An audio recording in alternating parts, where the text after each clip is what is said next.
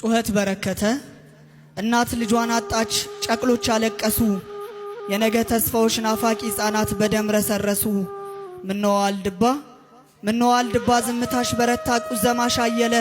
ሰዓታት ቅዳሴው መውደቅ መነሳትሽ ከወዴት ቀለለ? የአቡዬ መዘግዘቅ የተክልዬ እምባ ኧረ ወዴት አለ? የእንጦጦዋ ማርያም የግሸኗ ንግሥት የጻድቃኔዋ ዕንቁ አትመጪም ወይ ዛሬ ቤትሽ ተጠልለው አንቺን ሲናፍቁ? አቤት አትይም ወይ ንኢ ድንግል ሲሉሽ ሰርክ እየወደቁ? አትለመኝም ወይ ሰላም ለኪ ሲሉ ሊቅና ደቂቁ? አንቺ ዝም ካልሽን ታዛኮ የለንም አምባችን ተንዷል። ይፍታ የሚል ካህን ከቤተ መቅደሱ በውሾች ተሰዷል። ሳሊለነ ሚልሽ የቆሎ ተማሪው መንበሩ ስር ታርዷል። የቤተ መቅደስሽ ነጩ መጋረጃ በደም ተጨማልቋል። ጉልላትሽ ወድቆ ካፈር ተደባልቋል።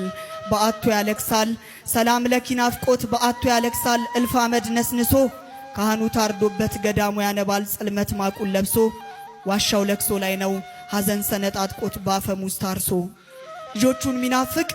ልጆቹን ሚናፍቅ የሰላሙ ደብር ሐዘን ቀስፎታል። ቅዱስ የሚል ካህን ከመንበሩ የለም ክፉ ቀን ወስዶታል።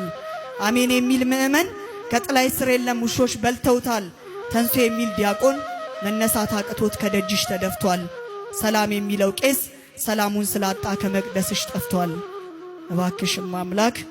እባክሽም አምላክ ያገኘውን ረሃብ ጭንቁን አዘክሪ። በንጉሥ መንበር ፊት መሐር ልጄ ብለሽ እንባሽን አኑሪ።